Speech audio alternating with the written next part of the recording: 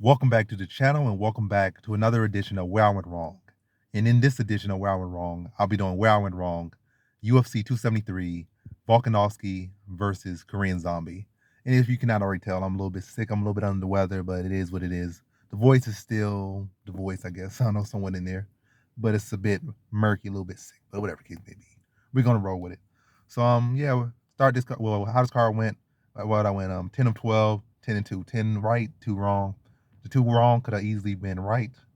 I feel like Teacher Torres should have won. And fight, when you look stat wise, Aljo won. Reality, Aljo won. But it is a good case you can make for like Piotr Jan. So it is what it is. But the 2 wrong could have easily been right. Could have easily been perfect. Could have been nothing went wrong. But even if I went 12-0, it would have been some stuff I would have picked at and made a video of. Like regardless, like this is just a recap. So just not me saying, oh my gosh, I did bad. That's not what this is. Like y'all might look at the title and see that, but that's just the clickbait of it all. It's YouTube. But and also the humility, this fact that even like when you're doing well, good, bad, whatever case may be, just being honest about everything and not like trying to, make it serious about how you're so amazing, like you're so perfect, whatever case may be. It's humility. But that's enough intro. So yeah, like where I went wrong. First one I think we had the Teacher Torres versus Mackenzie Dern fight. Like I knew Mackenzie Dern takedown offense was horrendous and it still held up to be horrendous. I think she was 0-2 of takedowns, so I think her takedown defense ratio drops even more. Couldn't get no takedowns, but the fight, scramble, little trips, little, the fight ends up on the mat like in little scramble situations. And she has some decent attempts with submissions, but Teacher Torres been a veteran that she is, been a little T-Rex arms, muscle bound, but skilled and solid everywhere and confident everywhere. The veteran that she is, she was able to, stay calm, stay composed, and be able to survive the submissions, work her way back to her feet. I think it was like she won like the first and third round. The second round was Dern's best round. But other than that, and Teacher Torres actually had some decent control time herself and did well in that fight. But yeah, like competitive fight. But Teacher Torres outstruck her, I think, in every single round. I think in the first round, Dern caught a good shot. That probably swayed the judges. But other than that, I don't think it was that good of a shot to. It wasn't that good of a. I don't know what I'm trying to say. It wasn't that good of a shot to take the first round on Phil. But hey, it's the game. They're gonna do what they want to do sometimes. And when you make a fight close, or when you allow a fight to be close and go to decision, and like Teacher Torres been a decision fighter, Dern not necessarily been a decision fighter, but a fighter that is a jiu-jitsu specialist, not really much of a striker that can't get it to the mat. You can't get it to your bread and butter. Like you turn to a decision fighter. You got a decision fighter, true, like through and through, in Teacher Torres. And you got a fighter who can't get it to where her bread and butter is consistently in Mackenzie Dern. So fight that's faded for decision. And then it's not like Teacher Torres has any real heavy hands or like she's not really go out there and land no big significant shots that gonna sway the judges. She's throwing a volume. You leave opportunities for the judges to do that, and that's what happened. Like I feel like Teacher Torres should have won. I feel like it was clear enough. I don't think it's a robbery, but like I said, you leave opportunities, it happens, and that's what happened. Close decision. They feel like they like Dern's work more. Or at least 2 of the judges out of 3. One judge felt Teacher Torres did the work or did enough. The other 2 felt that Dern did enough, and like you leave those opportunities, and Dern wins. So like, what can I really gain from this? I can't gain that. Somebody say, "Oh, I picked what's the name. And they just sold this. They did that." What did she really do? She didn't really show nothing amazing. And like going forward, like you beat, solid veteran Teacher Torres. Don't ever disrespect Teacher Torres. Like say, "Oh, she's not this, she's not that." She's been a top, what a strawweight for as long as she's been in the UFC. And I think she had a little slipping moment, but she's like, regaining her steam and like, but then get back up. So give her all credit. She's a solid fighter, solid resume. Dern went out there, got a good win. Don't feel she won, but she won. Like give Dern her credit, give Teacher Torres her credit. They both put out hard. Could have went out of the way. Dern got her hand raised. But going forward, like what does that really say about Dern? Again, a grappler, not much of a striker, not really no crazy output, and can't get it to where they need to get it to. Like so, if she gets up, like the part she's gonna hit a ceiling again, and she's gonna smack against it hard if she can't get it to the ground. Like there's better strikers, bigger woman in the weight classes. That's easily gonna stuff her takedown. Like everybody stuff, literally everybody stuff her takedown. Not case like, oh, the better people gonna stuff her takedown. Everyone's stuffing her takedown. So like, it didn't matter like, oh, what gets up, they're gonna be stuffing her takedown. Everybody's already stuffed her takedown, and now they're gonna be making her pay when she's stuck on the feet to strike. And all sloppy like she is, they're gonna hurt her bad. So ain't really much going for her. Probably put her with the upper echelon people. Bet hard on those upper echelon people to punish her badly.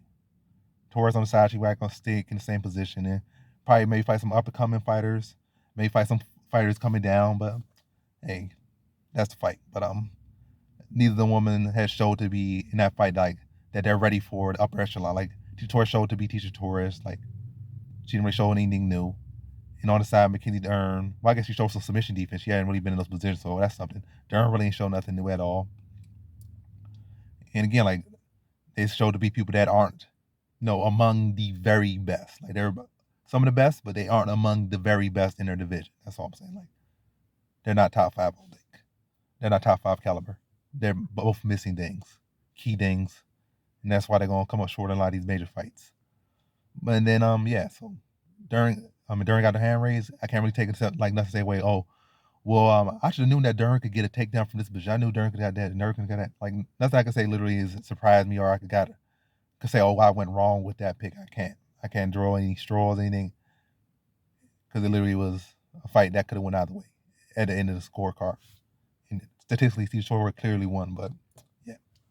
The next fight we had, what I got wrong was in like the second and last fight I got wrong was Petr Yan. Well, Aljamain Sterling, put the respect on the champion's name, was the defending champion, even though he won via DQ or whatever the case may be, won an Oscar or did whatever the case may be. He was the defending champion.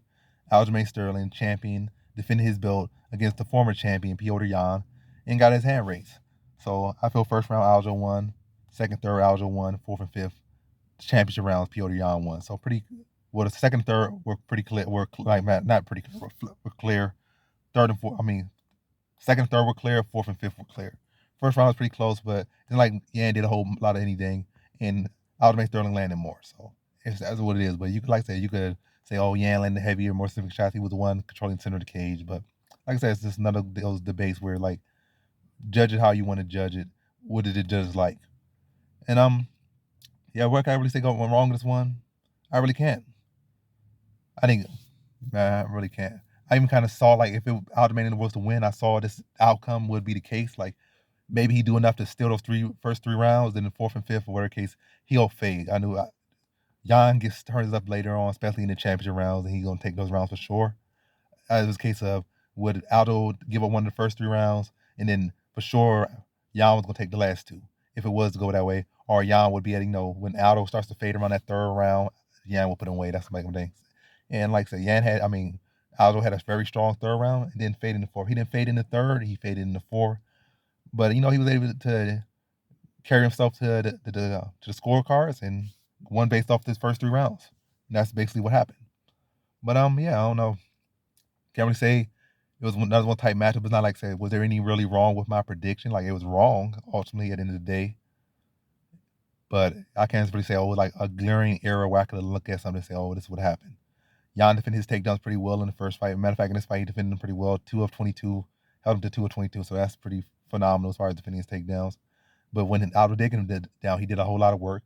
Aldo clearly, well, what I'm gonna say is, I'm gonna get out of the whole where I went wrong. Cause like I said, I can't really draw anything where I went wrong. Like you could say where I went wrong in this one, maybe say in the comment section, and respect your opinion, whatever case you may say about where I went wrong with that one or any other picks. But yeah, can't really draw anything out of that. It was just one of those fights where it just seemed like that. But I guess the biggest revision is like Aljo made adjustments, and Jan, and with all the anger and all this and stuff he had going in, or all the hunger he had going in, he trained hard, but he didn't really make no adjustments coming to this fight. He didn't really make no improvements.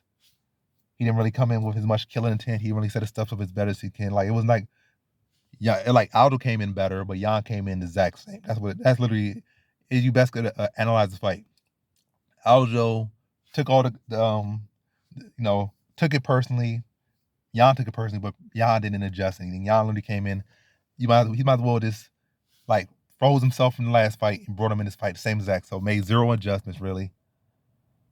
And Aljo did. That's literally what it. Only I guess Jan didn't do. I guess he practiced to not throw the knee when Aljo was down. That's the only thing he did. He adjusted to not throw that knee. I guess that probably was in his feel that's all he needed to adjust, and that's all he adjusted. That's literally all he adjusted. Aljo worked on his wrestling, worked on his setups, and worked on his cardio, worked on his strength and conditioning. Like he clearly came in looking different, fought different, was very strong in that second, third round, and that's the big part of why he won the fight. That second, third round. Those definitely were like the biggest parts of why he went around: the wrestling, the relentlessness, faded in the fourth or fifth, but that second, third carry heavy. In that first round, like that was that toss around, but he did more work in that first round. He got his hand raised. But yeah, Petr Yan, you can't really. But I'm not even gonna say no more about Petr Yan. Petr Yan, like, you gotta make adjustments in life. You can't come in there like more adjustments. You can't come in expecting the same exact thing. You always gotta be prepared for the unexpected or a better version than you saw. You might feel like, oh, I did this and did that in the first fight. I'm gonna do that again in this fight. I just gotta not do that legal knee. That's all I gotta practice on. I'm gonna come in strong and work hard, but it's a chess match as much as a fight. Like, this is not like a street fight. It's a chess match, so you gotta be prepared for all outcomes.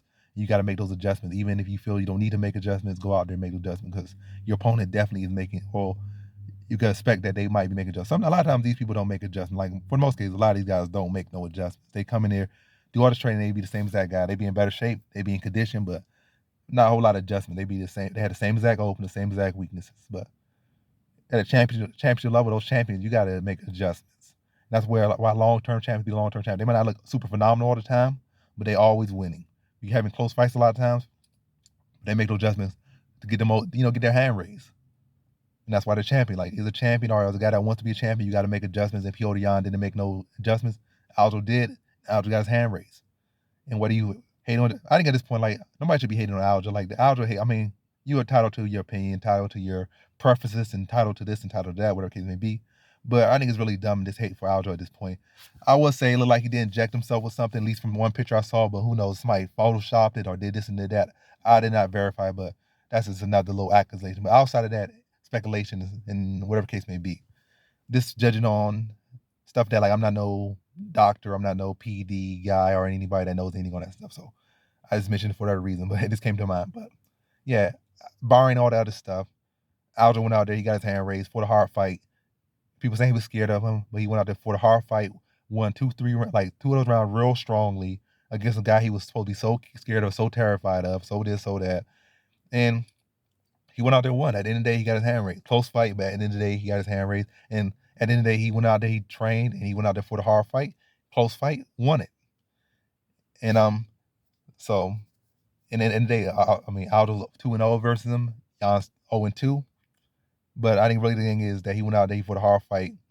No matter what you say, he for the hard fight, for competitively with the guy y'all felt was so much better than was this and that. Judge said was this and that. Like, y'all got all this stuff to say. He won. At the end of the day, Aljo won. Aljamain Sterling won. Gives him respect. Like, you can say your preferences, but you can't be like, oh, I don't respect him as a fighter. I don't do this and that. He won. This fight went out there. He went out there and won. Maybe the way he won the first fight, you can have your things to say. But this fight, he went out there. The judges said he won. He went out there. He won 2 clear rounds. First round, everybody was saying was a toss-up. He won 2 clear rounds. Some people were saying 10-8s. And he won. I don't really agree with the 10-8 part, but either way, he went out there for hard and he won.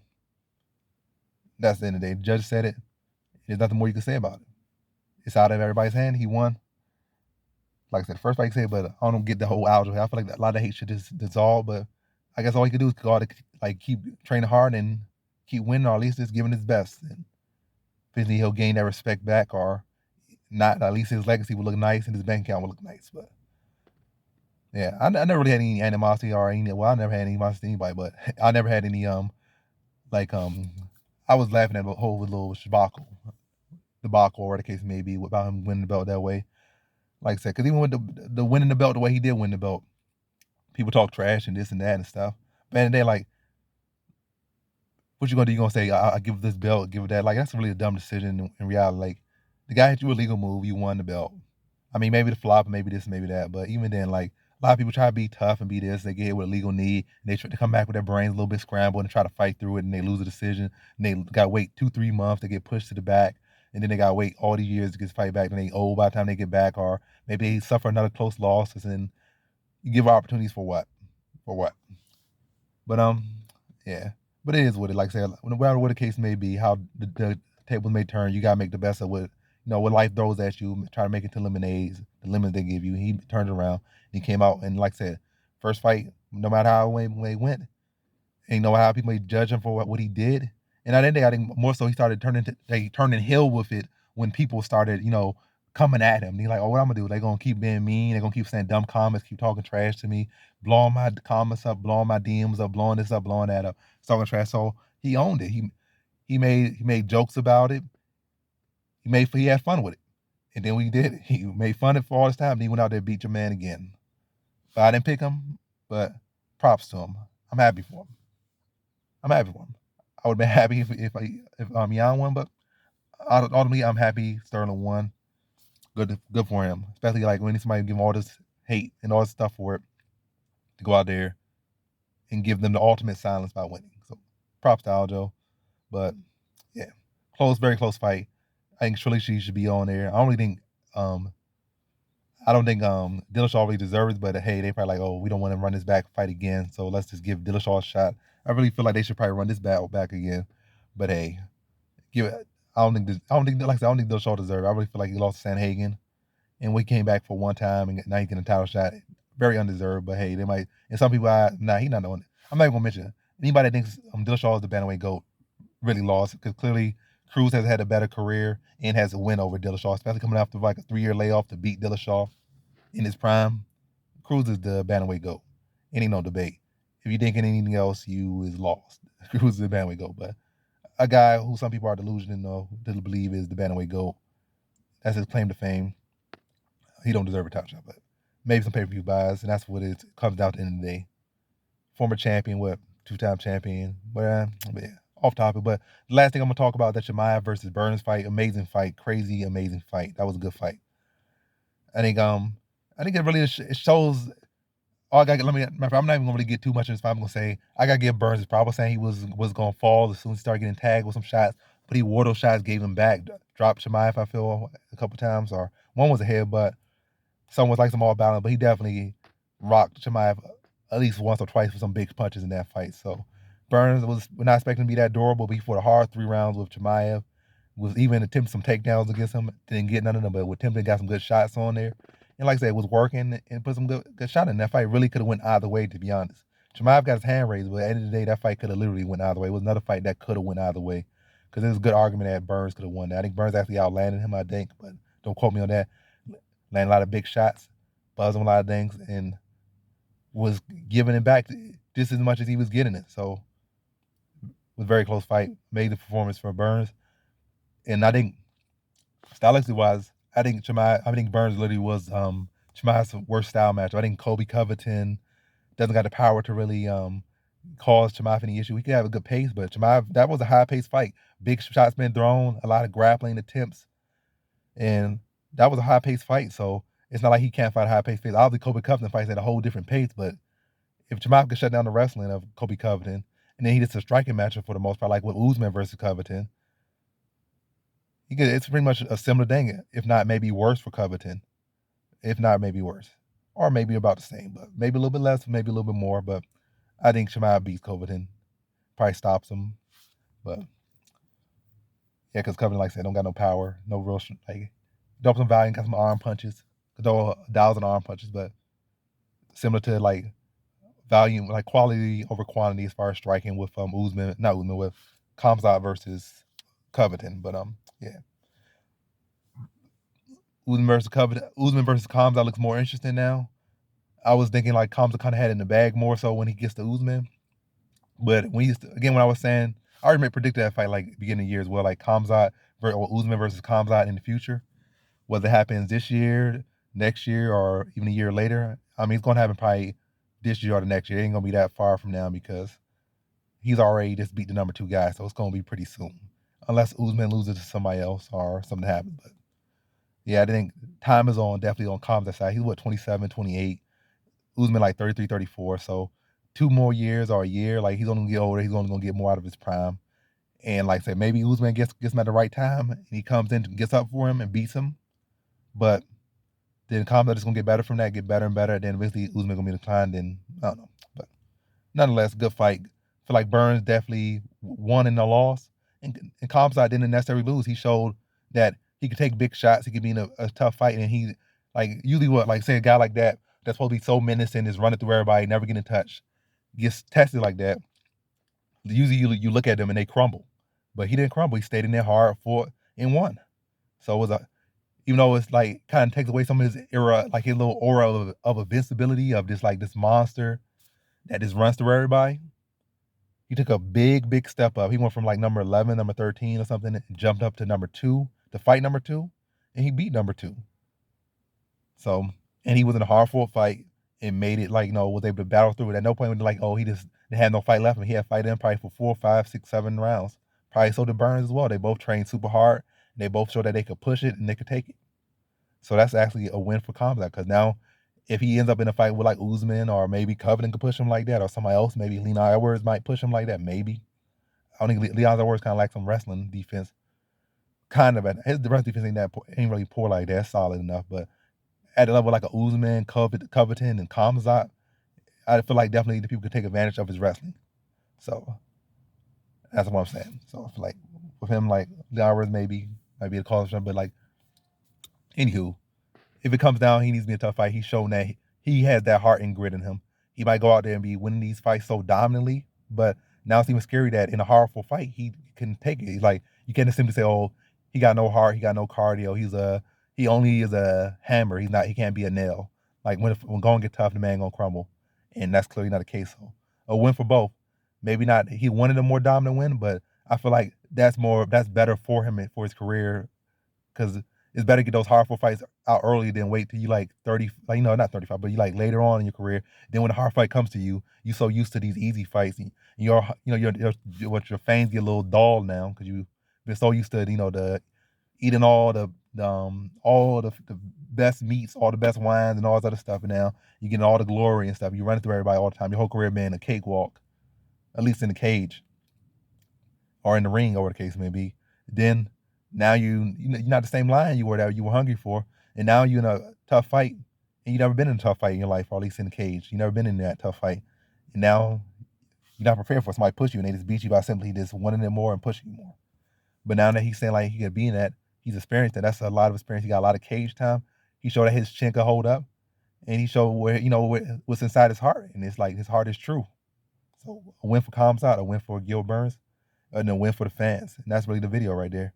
But both bright futures ahead of both, especially Khamzat. Cause like I say, I feel like Gil Burns feel like he's gonna get a little better, but I feel like he's kind of reaching his ceiling. But for like Khamzat, I feel like that just showed probably really in actuality a bad performance necessarily from Khamzat in a young growing fighter, but took that bad experience and going to learn a lot from that. He's gonna grow a lot from it. Only like 27, so he's gonna grow a whole lot from that fight. Gil Burns, like, he's kind of up there in age. I mean, he's not old, but he's more up there in age. He's like more so in his prime, kind of heading toward the exit of his prime. Whereas Khamzat still got 3 years before I feel like he even enters his prime. So Khamzat's it's gonna be scary how much better he's gonna get from this fight. So yeah, but good performance. Hats off to both guys. And once again, not sorry, but gotta give Gil Burns his respect. Like, that man took some serious shots at Walter. Maybe at lightweight, he was cutting so much weight, but at welterweight, whatever the case may be, that man is tough. And he trained hard and was in there. But maybe give Usman his props as well, because Usman was dropping with jabs.